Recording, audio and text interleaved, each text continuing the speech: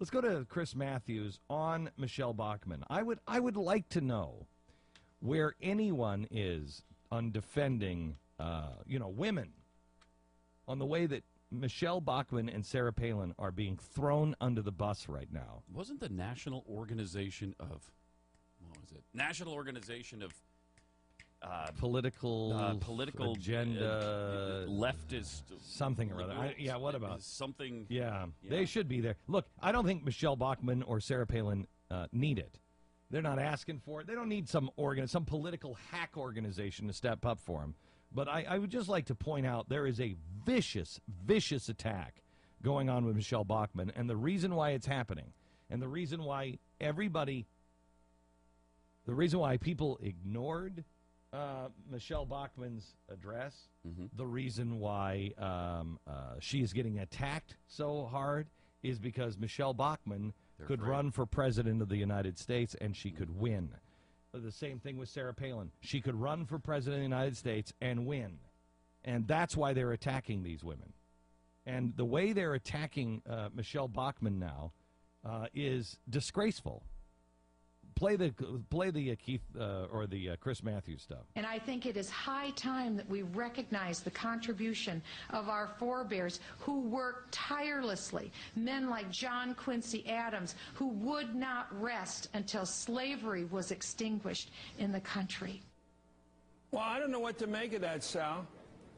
That's balloon head. That's not what our history was founded on. We founded on a Constitution which includes treating slaves as three-fifths of a person.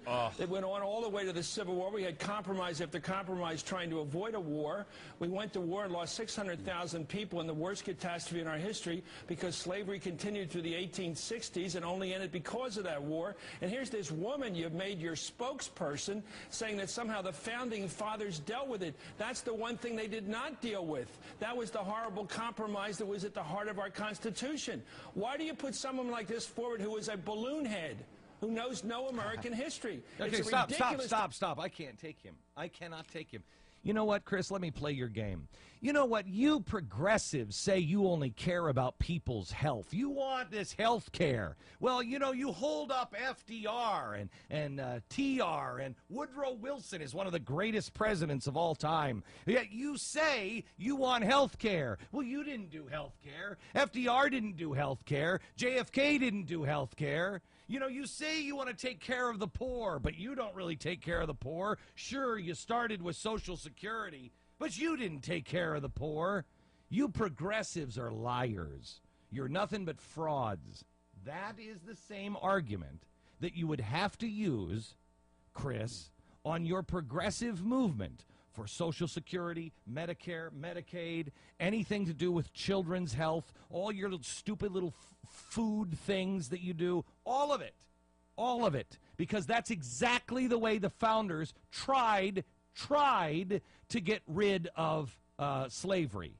The 3/5 law, and I don't hold this against you because you, sir, are a balloon head that was taught by a balloon head, and all you did because you're a balloon head was sit in your stupid balloon head Ivy League classroom and be indoctrinated by a balloon head and never ever used your balloon head to ask an intelligent question of the big balloon head in the tweed jacket.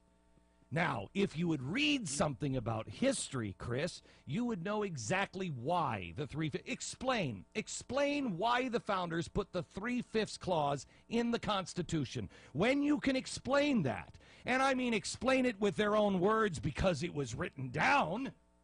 When you can explain that, Chris, you'll realize, oh my gosh, I'm Chris Matthews, I'm a balloon head. You sanctimonious, self-important balloon head, America has had enough. Here are the exact words on July 5th, 1852, balloon head.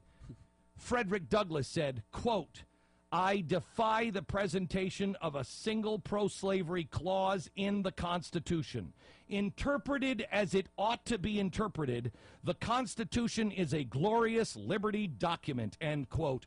Or, Chris, was Frederick Douglass just too stupid to understand the Constitution? You see, He at first thought the same thing about the Constitution, then had a chat with Abraham Lincoln. They had a little chat. They talked about the Constitution. Hey, why don't you go back and really read it and look at it from this point of view, Frederick, because it's being distorted by balloon heads. And so he did.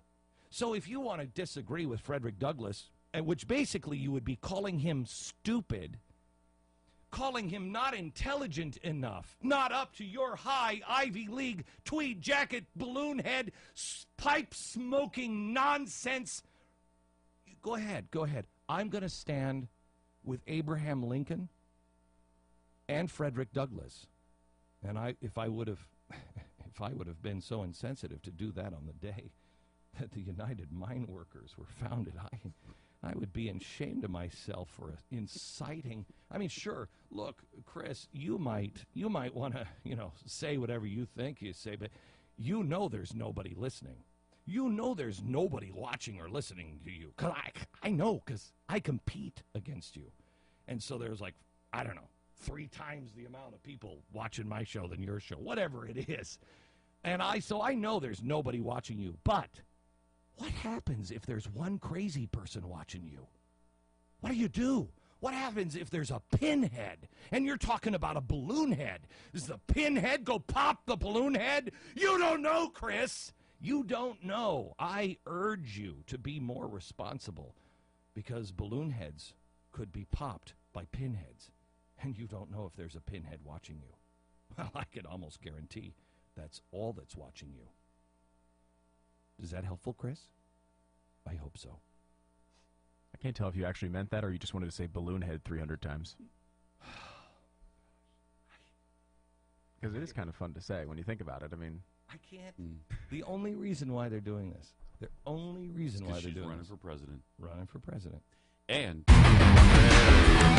not an Insider Extreme member yet? What are you waiting for? Sign up today at glennbeck.com/extreme.